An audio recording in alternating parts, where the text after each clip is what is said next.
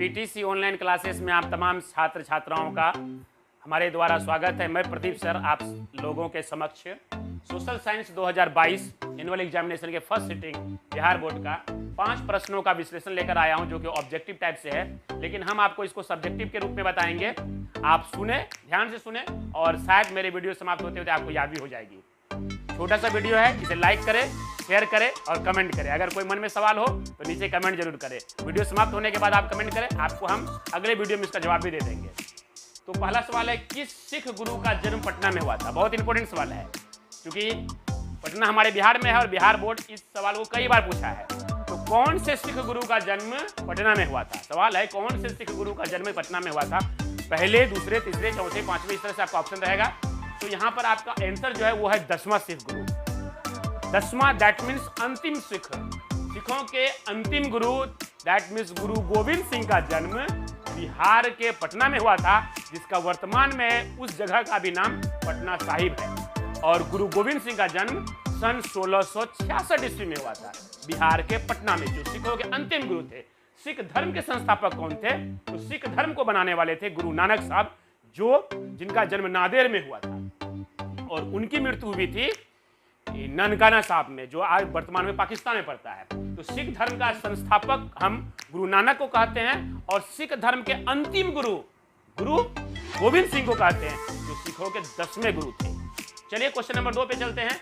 बिहार से बंगाल कब अलग हुआ? बिहार से बंगाल कब पृथक हुआ? तो हम लोग बात करते हैं कि बिहार से बंगाल कब पृथक हुआ। 1912 में, इसका आंसर है 1912।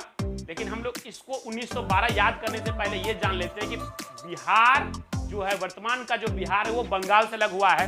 यानी जिस समय अंग्रेजों का शासन था भारत में, उस समय बिहार, बंगाल और उड़ीसा और बांग्लादेश, ये सब बंगाल कहलाते थे। ये बंगाल प्रेसिडेंसी में आते थे, जिसमें कि बांग्लादेश, बिहार, बंगाल और उड़ीसा आते थे। जब 1905 में बंगाल विभाजन हुआ तो एक बनाया गया पूर्वी बंगाल, एक बनाया गया पश्चिमी बंगाल। पूर्वी बंगाल जो वर्तमान में बांग्लादेश है, और पश्चिमी बंगाल जो वर्तमान में पश्चिम बंगाल जो भारत में है। उसी पश्चिम बंगाल से 1911 में घोषणा की गई कि बिहार से एक प्रांत अलग होगा, जिसका नाम हो बंगाल से एक प्रांत अलग होगा, जिसका नाम होगा बिहार। तो 1911 में घोषणा की गई कि बंगाल से एक प्रांत अलग होगा, जो कि होगा बिहार। और 1912 में बिहार पूर्णतः बंगाल से अलग हो गया, और तारीख था 22 मार्च को बिहार बंगाल से अलग हुआ। इसलिए हम लोग बिहार दिवस भी 22 मार्च को मनाते हैं, और बिहार दिवस 22 मार्च को मनाते हैं इसी उपलक्ष्य में कि बिहार बंगाल से 22 मार्च 1912 को अलग हुआ था। और बिहार से फिर 1936 में, 1 अप्रैल 1936 में बिहार से फिर उड़ीसा अलग हो गया। और फिर आपको पता होगा कि बिहार से 15 नवंबर 2000 को झारखंड अलग हो गया। चलिए, हम लोगों ने इस क्वेश्चन से इतना चीज सीखे। आगे हम लोग बिहार की बात कर लेते हैं। बिहार की राजधानी पटना है, जिसका पुराना नाम पाटलिपुत्रा है। बिहार के मुख्यमंत्री श्री नीतीश कुमार हैं। बिहार के राज्यपाल फागू चौहान हैं। और बिहार में 101 अनुमंडल है, 38 जिले हैं, और सबसे नया जिला कैमूर है, जो कि 2003 में बने हैं।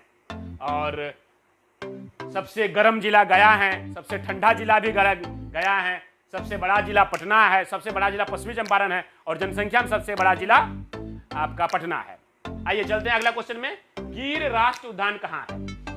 ये है गिर राष्ट्रीय उद्यान, जो कि गुजरात में। गिर राष्ट्रीय उद्यान गुजरात में है। ये किसके लिए फेमस है? ये सिंह के लिए फेमस है। यहाँ पर सिंह, दैट मीन्स लायन, पाए जाते हैं। तो हम लोग चलते हैं थोड़ा सा गुजरात। तो गुजरात को देखेंगे तो गुजरात की राजधानी गांधीनगर है।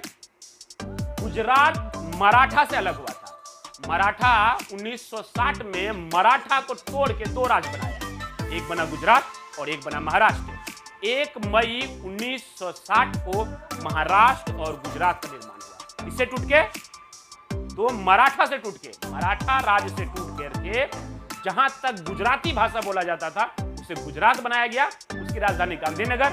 और जहां तक मराठी भाषा बोला जाता था उसे महाराष्ट्र कहा गया, उसकी राजधानी मुंबई। तो महाराष्ट्र और गुजरात वो मराठा राज्य से टूट के बनाया। तो गुजरात की बात करते हैं, गुजरात की राजधानी गांधीनगर। गुजरात के वर्तमान में मुख्यमंत्री हैं अभी भूपेंद्र पटेल, और गुजरात के वर्तमान में गवर्नर हैं, राज्यपाल हैं आचार्य देवव्रत। और गुजरात के ही हमारे भारत के प्रधानमंत्री गुजरात से बिलोंग्स करते हैं, वहीं के रहने वाले हैं। अगला क्वेश्चन देखते हैं, बांधों को आधुनिक भारत का मंदिर किसने कहा? क्वेश्चन है, बांधों को आधुनिक भारत मंदिर किसने कहा? ये 5 क्वेश्चन आपके लिए इंपॉर्टेंट है, हो सके अगले एग्जाम में फिर से ये रिपीट हो जाए। तो बांध को आधुनिक भारत का मंदिर किसने कहा? तो बांध को आधुनिक भारत का मंदिर कहा था पंडित जवाहरलाल नेहरू ने। अब पंडित जवाहरलाल नेहरू ने बांध को आधुनिक भारत का मंदिर क्यों कहा? क्योंकि जितनी भी परियोजना लगाया गया वो नदी किनारे लगाया गया और नदी पर बांध बनाकर परियोजना लगाया गया। उससे क्या फायदा हुआ कि उस परियोजना से सिंचाई हो गया, साथ साथ मछली पालन हो गया, साथ साथ मनोरंजन के नौका दौड़ हो गया और साथ साथ बिजली का उत्पादन हो गया। इसलिए नदी परियोजना को बहुउद्देश्य परियोजना भी कहा जाता है और उसी के लिए पंडित नेहरू ने भारत के बांध को मंदिर की संज्ञा दिया था। अब हम चलते हैं पंडित नेहरू के बारे में थोड़ा सा जान लेते हैं। पंडित नेहरू हमारे देश के प्रथम प्रधानमंत्री थे। इनका कार्यकाल 1947 से लेकर 1963 तक रहे।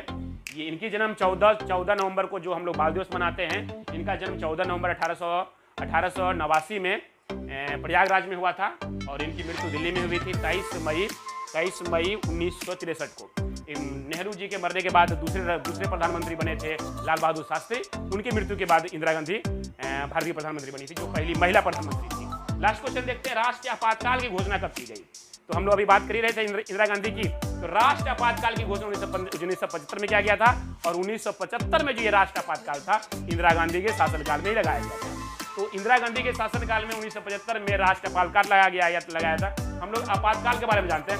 आपातकाल में क्या होता है कि कोई योजनाएं नहीं चलेगी, लोगों का आवागमन उस तरह से नहीं होगी जिस तरह से है, लोगों के कुछ मौलिक अधिकार को बंद कर दिए जाते हैं। तो उसी की घोषणा 1975 में किया गया था इंदिरा गांधी के द्वारा पूरे देश में राष्ट्रीय आपातकाल की घोषणा। लेकिन ये पहली बार नहीं था, इससे पहले 1961 में भारत और चीन के युद्ध के समय किया गया था और एक बार 1962 में भारत और चीन के युद्ध में किया गया था आपातकाल घोषणा और एक बार भारत और पाकिस्तान के बीच में युद्ध हुआ तो उसमें भी आपातकाल घोषणा किया था। ये तीसरी बार था जो भारत में राष्ट्रीय आपातकाल लगाया गया था, जो इंदिरा गांधी के शासनकाल में लगाया गया था 1975 में। और उसके बाद 1976 में एक बहुत बड़ा संविधान संशोधन हुआ था जिसको 42वां संविधान संशोधन बोलते हैं। उसमें इंदिरा गांधी ने भारत के संविधान में बहुत सारे चीज जोड़ दिए थे, जिस कारण से 42वां संविधान संशोधन को मिनी संविधान भी कहा जाता है। और उसके बाद 1977 में चुनाव होता है और इंदिरा गांधी की सरकार ही गिर जाती। पहली बार भारत में जनता पार्टी का सरकार आता है। जनता पार्टी 1977 में भारत में जीत के पहली बार प्रथम गैर कांग्रेसी सरकार बनता है और प्रधानमंत्री बनते हैं मोरारजी देसाई। लेकिन वो भी ज़्यादा दिन तक चला नहीं पाते हैं, 2 ही साल तक चलता है। उसके बाद 79 में फिर चुनाव होता है, फिर इंदिरा गांधी वापस प्रधानमंत्री बन जाती है। चलिए, आज 5 क्वेश्चन का हम लोग एनालिसिस किए। आप तमाम स्टूडेंट से निवेदन है कि हमारे वीडियो को लाइक करें, कमेंट करें, शेयर करें और अपने दोस्तों के साथ जरूर शेयर करें। उन्हें बताएं कि प्रदीप सर का वीडियो आ रहे हैं। हमें समय बहुत कम मिलता है, अगर अब हम कोशिश करेंगे डेली प्रतिदिन आपको 1-2 वीडियो हम डेली आपको देते रहे ताकि आपके एग्जाम में ज़्यादा से ज़्यादा नंबर दिला पाएं। आप हमारे वीडियो को 2 बार देख लीजिएगा, टोटल का टोटल आपको याद हो जाएगा। नमस्कार।